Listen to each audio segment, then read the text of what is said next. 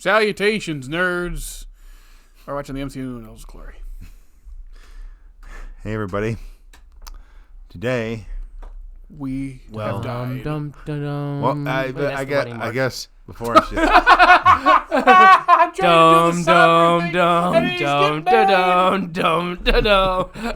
The death of the MCU is finally trying to go to a wake, and instead we went to a rave. I guess I should do the actual... I guess I should do the actual intro. Welcome to Phazed Out, the show designed to make Nick hate Jared and I. Well, if it didn't happen yet, it's not going to happen now.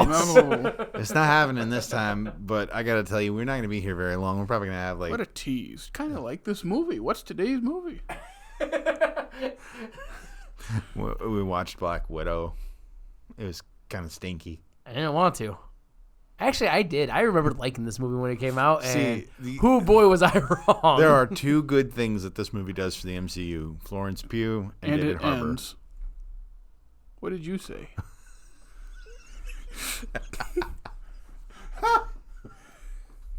No, the family is good. All four of them are good. The titular character is the weakest part of that family, and I still like her. Wait. What's your favorite review from the Letterboxd of this?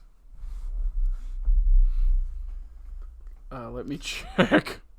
You know what I'm talking about. This is a film and Florence Pugh is in it? No, I think it's... I love my Marvel movies that take place between the end of... David Ehrlich. I personally think all movies should be set between the end of Captain America Civil War and the post-credit scene of Captain America Civil War. All movies from here on out. Just think if we were to watch it in that chronological order, we would watch all of Civil War, watch all of this movie, and then watch the after credit of the Civil War. No, then we watch Ant-Man, and then watch the after credits of Civil War. I love the MCU. Stupid. It's stupid. This movie is bad, and it's just a... I like the idea of this movie. I like the idea of this movie not existing. I like the idea of this movie being a series. Yeah, a series of it would just be an Alias clone, but let's be serious and talk about all the goods in this movie and see how long we go. Florence Pugh, phenomenal performance, weird accent, but I dig it. David Harbour, phenomenal performance, weird accent, and I dig it. The bit about the bit with Florence Pugh and Natasha being a poser is like the funniest joke in the entire thing. Making fun of the superhero landing, real fun. Yeah. The pockets thing, lame. Here for it. Love that one. Lame. Nope. Finding out that Natasha must be a super soldier like she is in the comics, but she can fall from 10 stories and be fine and walk it off. Awesome. Yeah. So, okay, hold on. If she's a super soldier and can fall from 10 stories and walk it off. But it's not actually a thing in the MCU, but it has to be because that happens in this movie. No, but how did she not survive the fall in Vormir? That was 11 stories. That's 10 space stories. They're like an inch higher than Earth stories. No, that's going to be the next thing. They've already brought back Robert Downey Jr. Now they're going to be like, Black Widow is back, bitches. All right. Those were all the good things? We're good. The opening 15 minutes I like. Really good. Young Natasha and Yelena, fantastic. Yeah, they're hanging out in the worst state, Ohio. And absolutely. And then they're just having a family dinner, which looked really good. Coming in an age where, I get Taco Bell every other day, basically. Seeing that nice cooked home dinner, I was like, that looks pretty good. And I like how, younger looking David Harbour with the glasses, which that man looks good no matter what. And he's saying, I just love in movies when it's the whole, the thing has happened, I have the thing, we have an hour at most. And I'm like, I love that ticking time bomb of they're coming. And this is him, right? Oh, probably a little bit. So they just covered up his eyes with bangs and it looked fine. Yeah. Well, yeah, bangs and glasses make you look smaller. It's fair. Yeah, what did you say? Sorry. You had said something just now while we were talking. Don't remember. Yeah, but I love in movies when there's that ticking time bomb of they're coming and we don't see them coming. How many movies cut back and forth, but this, it's like, yeah, we have X amount of time. we gotta go, and it's a quick. We gotta pack up everything. Just get up. It's a hustle until they're there, and they don't really give you any like context for what's happening, like that they're spies or anything like that's good. Yeah, and once the whole like an hour at most, they go, okay, I see what's going on, and then but you don't know who they're working for unless you know Natasha's Russian. It is kind of funny when you're watching him hang off the side of a plane as it's taking off. It's very Tom Cruisian. Yeah, he also throws that like truck out of the way. Yep. That's right. That's a cool little tease way to show that he's got something going on with him. And guess how much of his true power we see in this movie? 0. Nothing. They hype up this fight between him and Taskmaster, which it's like, okay, that sounds like it's gonna be cool. Like he's not the brains of this operation, even though it's funny how he is like, again, like all these movies, a super smart scientist guy, but then when it comes to like anything else, he's an idiot. Makes sense. It's just funny. He's an idiot. So like all the other three do all the planning, but now it's like, oh, we've given him something to do. Mm-hmm. He's gonna fight Taskmaster because he doesn't. It's not like he has like super advanced martial arts to copy. He's just a big guy. Nope. We get 30 seconds of it. We cut back to it while he's getting his butt kicked, and that's the end. I go, man, that would have been cool. Why do they not like showing us cool stuff? He's not the focus. I get it doesn't have to be long, but people love David Harbour. I'm surprised they didn't lean into it just for fan service of people who love David Harbour. Yeah, and everything with the family where he's acting like the dad, and they're all like, "We're not a real family," even though they kind of are. Mm-hmm. I like how he's the one leading to like, "My girls, I'm so proud of you," and then it's like, whatever. He's just a dad. Yeah, big Russian dad. That whole dinner scene is so good. Even up to the American Pie part where they're in the bedroom and all of a sudden they're being raided. So good. But then there's all the other stuff going on in the movie. I first thought, watching it in theaters, like, weird choice for that to be my song. You watched that in theaters? Yep. You poor soul. Well, it was the first one in over a year at that point. And you were excited?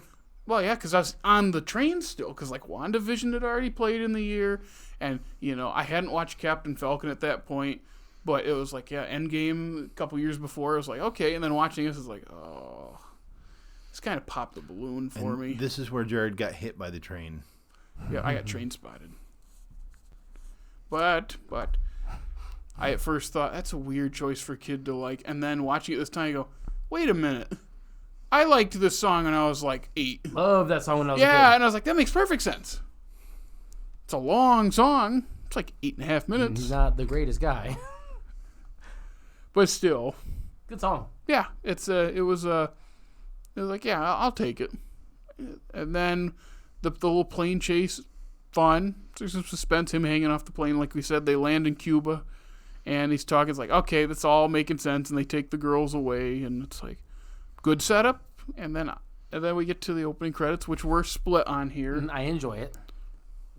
I don't. Oh, it smells like Teen Shit. I like the remix. I don't know. Yeah, you like the cover of it. You don't like the use of it in the opening credits. I don't know. Well, I don't like the cover, but I love the use of it. What's the opposite of what you said? I want to make sure we cover all 4 bases here.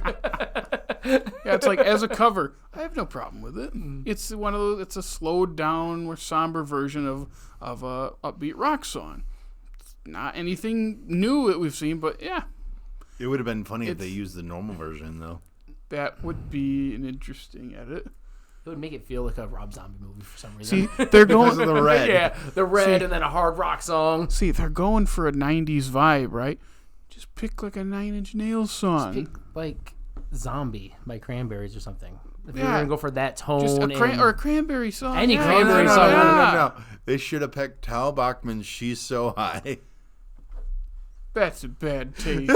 They were drugging them. That's like saying, should we use like Flagpole Sitta or something? Like, let's just throw that in there. Or both.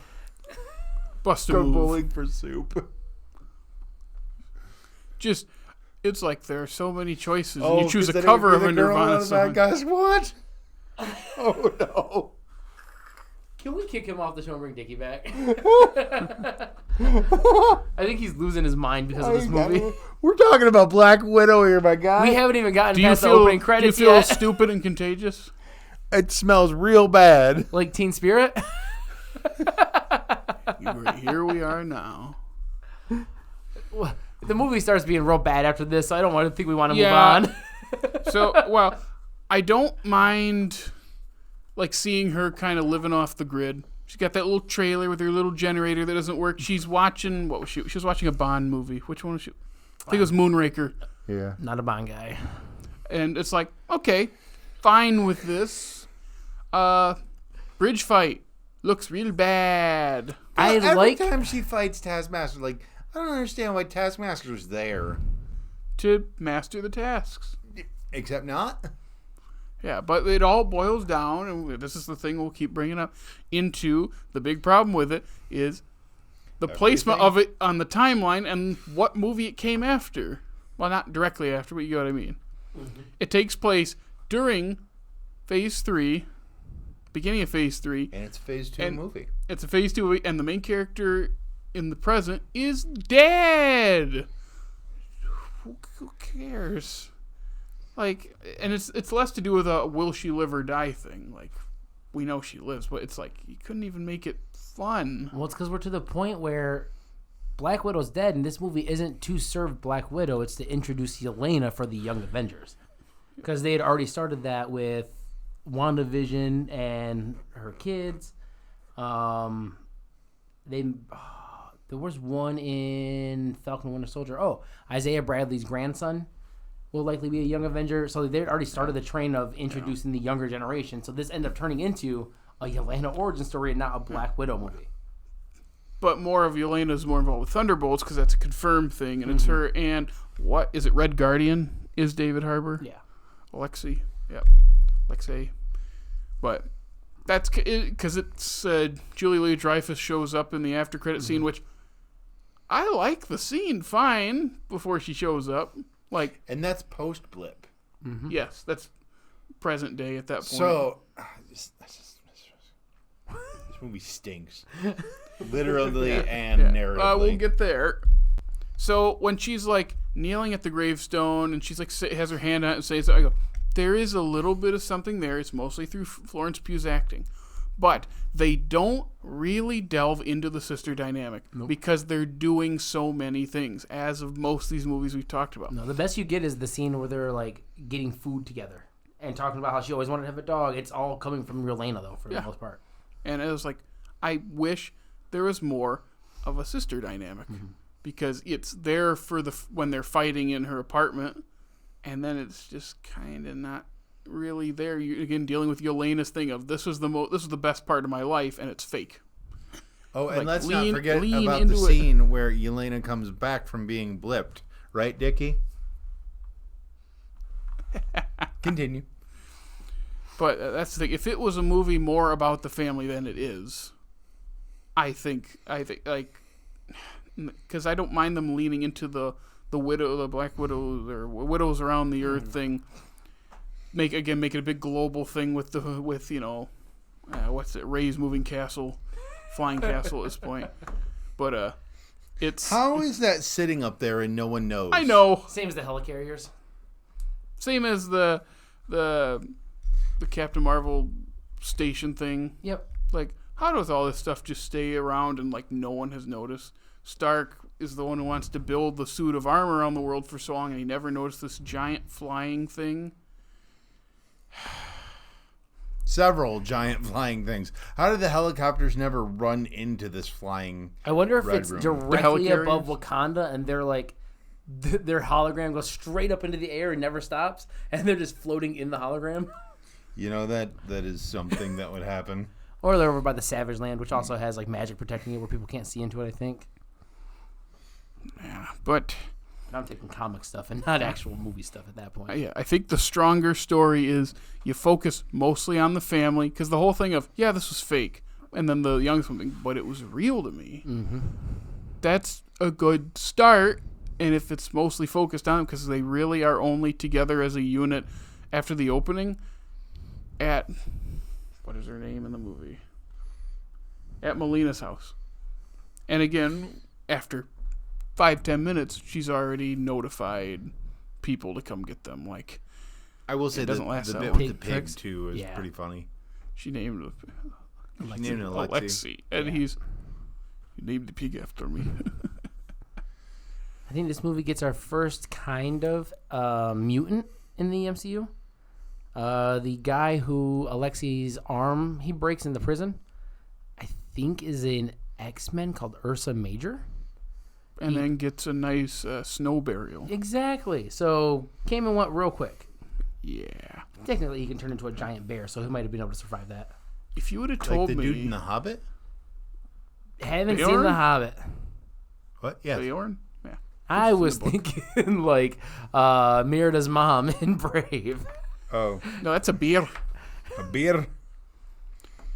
If you would have told me before this movie came out, there's a sequence where people escape a prison getting engulfed in an avalanche by jumping onto a helicopter, I'd have been like, that sounds fun.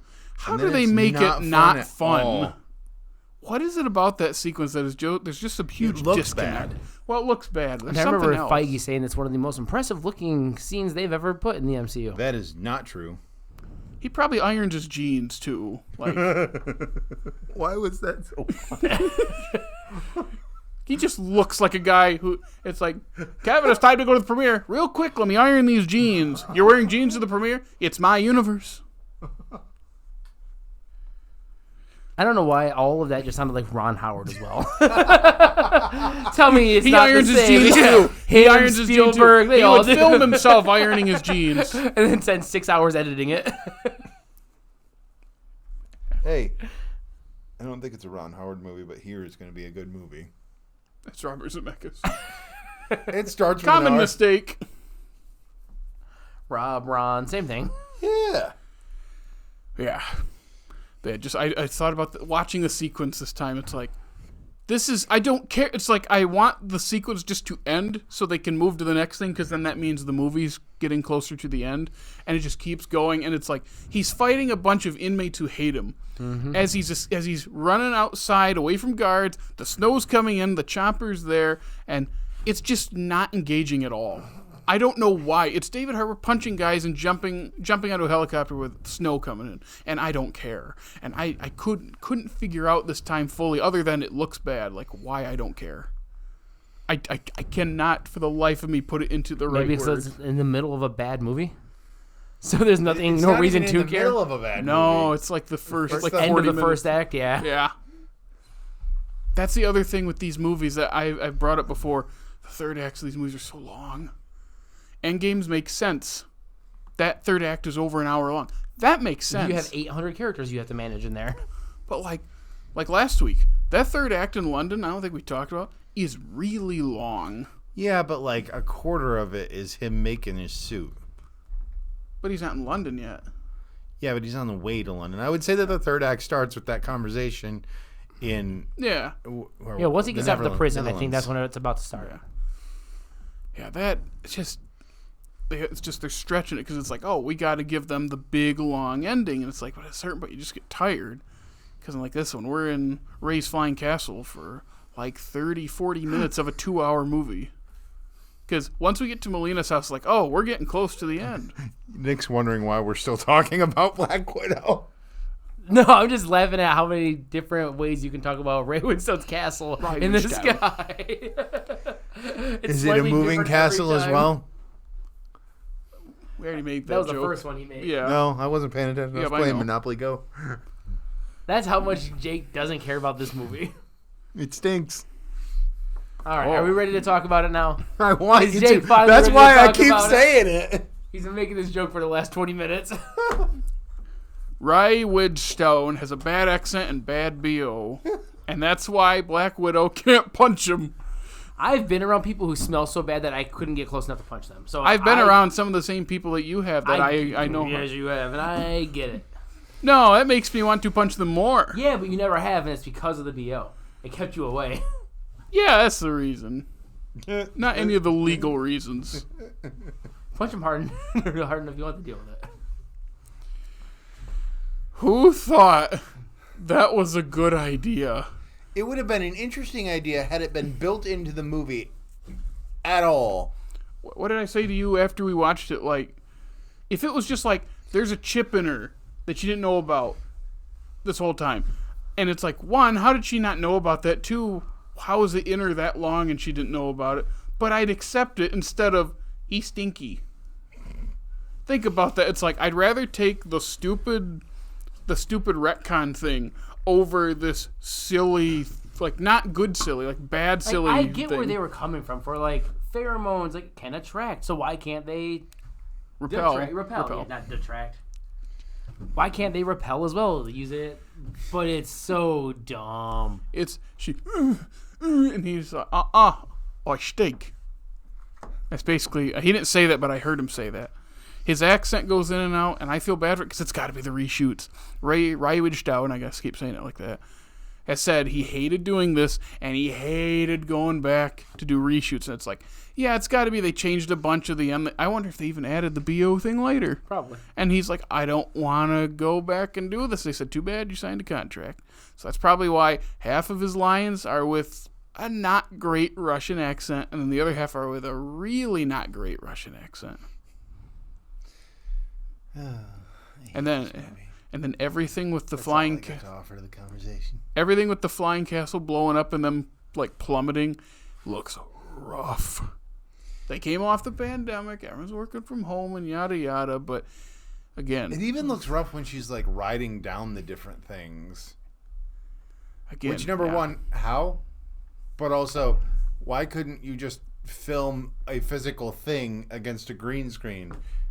Why you gotta film her on a green screen? Too much money? Even though cost less. Hashtag reasons. They already reshot it 6 times, and they're like, we can't just keep fixing this movie. We'll never put out a Marvel movie again. What's the other one? Oh, Brave New World. Didn't I hear someone say something like they've reshot it so many times it's basically a completely different movie? And the movie's cost over $300 million. Is that more than Endgame?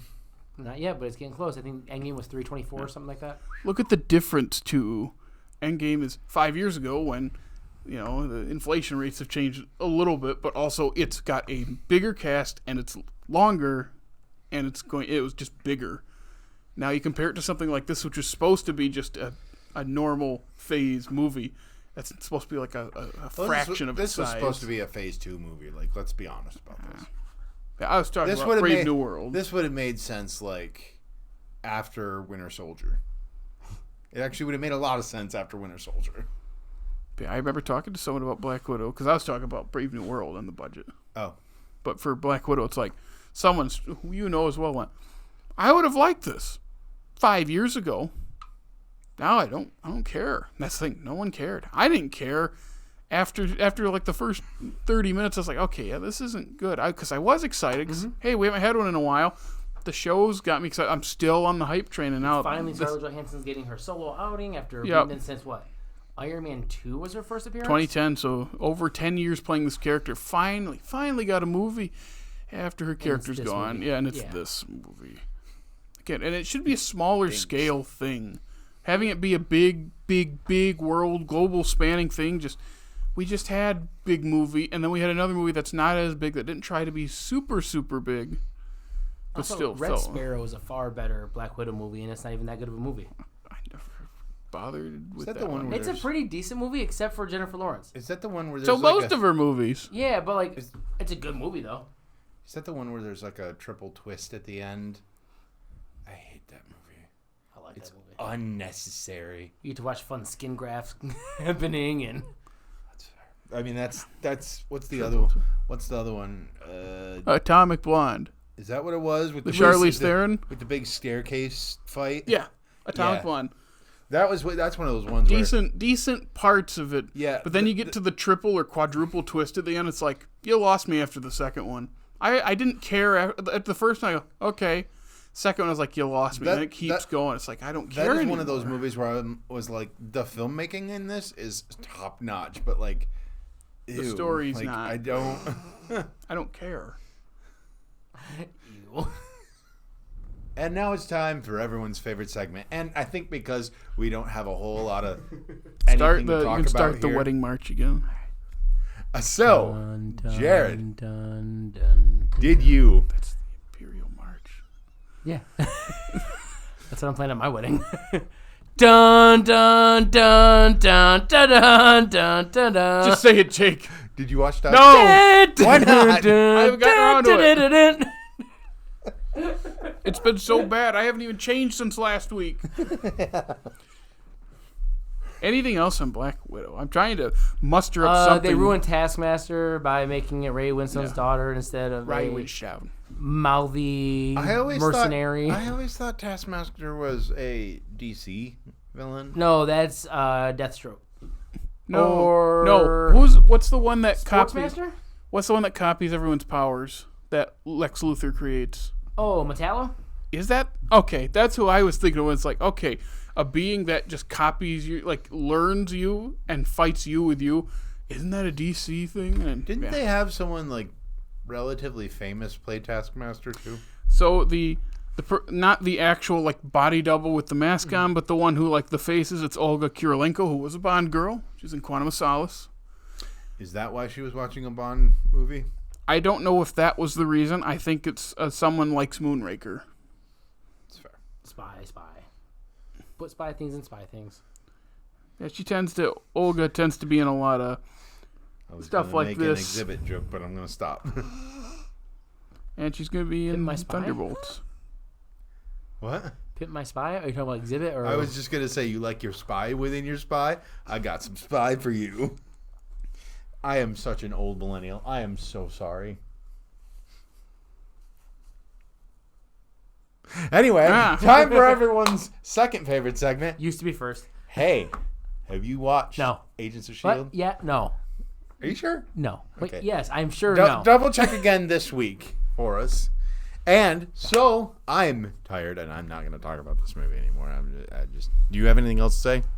I feel like I did. Not too much, but I can't remember what it was. Other than all this does is set up a couple characters for Thunderbolts that all will this be does out is set up next the movie year. So, 4 years before it's a movie, and it doesn't do anything. And Thunderbolts is just the Wish version of the Avengers at this point. Thunderbolt Ross is in it for one of the. Is this his final appearance in the MCU? William Hurt. Sorry. Yes, it is. Yep, and then her friend is Mason, right? Yes. I was wondering if we were going to mention him or not. Because I like the character. We see him twice. I thought he was going to be Taskmaster the whole time. That would have been way more interesting. Right? A character that we get to interact with before we meet the bad person? Yeah, that'd be interesting, but no. That was the other thing. The whole, if that would have happened, we'd have been like, it's a dumb Marvel twist. What are you talking about? This movie could not have been saved. But one thing that could have helped is when you give Taskmaster the antidote, she still goes after you because you blew her up in a building, and it's not brainwash. Yep, that's true. How about true. she has her own grudge against Natasha for almost killing her? I was going to bring that up. By making her not speak, it takes out any kind of anything with that. Because I remember thinking that is a very big traumatic thing for both of them. And it's from Natasha's past that she's not proud of. That has been talked about in other movies. Not the specific instance, but the I've done bad things thing. I've got red in my ledger. Do anything with it. Nope. Like if you would have had spray the antidote and they were never under mind control, they just hate you. Yeah, that would have been so much better. What if she sprayed her and she's still attacking her, like you said? And it's like, okay, there's stakes to this. And if she could speak more. Yeah, or even have her get more, have her get aggressively going at her. Like she's just full emotional. She's not matching anybody's moves. She's just attacking at this point. It would have been so much better than spray, you're friends now. Let's go find more of these people.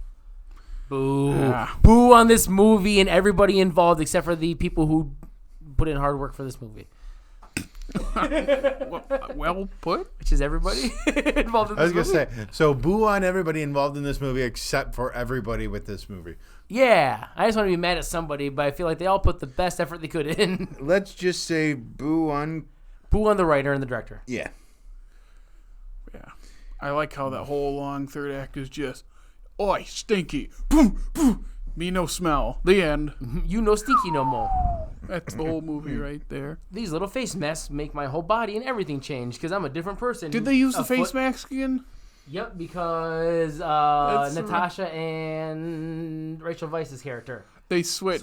That's Yep. right. That's right. Even though Scarlett Johansson is taller than Rachel Weisz, at least in these movies. That's what I was going to bring up. They have a whole long thing about, actually, this is the plan to kill. But it's cutting back and forth between them planning back at the house, and I was like, this feels so unnecessary. Mm-hmm. And then the twist feels so dumb. Like, I mean, they literally both could have pulled off their masks, and we would have all been like, "Oh, they planned the switch. Cool." Instead, we're seeing it, and they're walking us through it. I do like Alexi starts talking. They're like, we didn't give you an earpiece. What? Well, we only had a set of 2. Yeah. I go, that's actually a fun little moment. Again, a family-based thing where it's like, we didn't really trust you with it. Mm-hmm. But no, it's lost in a sea of bleh. Are we good with this? Yeah, let's get out of this movie. All right. So we can talk about a worse movie. I don't know. I think this is the low point. No, I like the next one better than this one. Anyway, if you want to keep on this journey with us, getting more and more tired, and we're really getting to the tired ones. I'm legitimately tired. You can follow us where, Jared? You can follow us on Facebook, Instagram, The Funny TikTok, and X, formerly known as Twitter.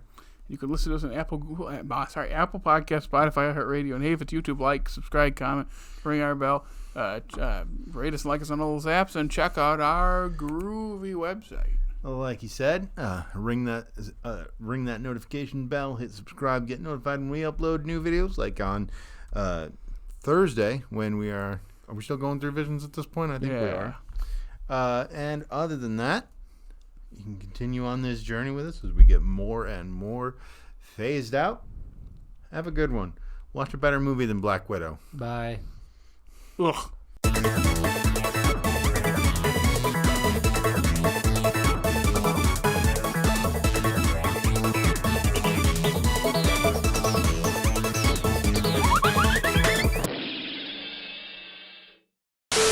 That woman joke was bad. Sean Widow. What were you grabbing? I was scratching my ankle. Okay, I heard like something like. Oh, I hit my hand on the bar. He was worried you hit your knee again. Nope, not this time. We talked about Trolls for 23 minutes. And then the very next week, we talked about Boss Baby for 73 minutes. What? You good, Nick? Oh, yeah, I'm good. I just closed my eyes till we got going again. Black Sheep's better. Black sheep, come home. Black sheep, come home. That's a better song than This Is a Movie for sure.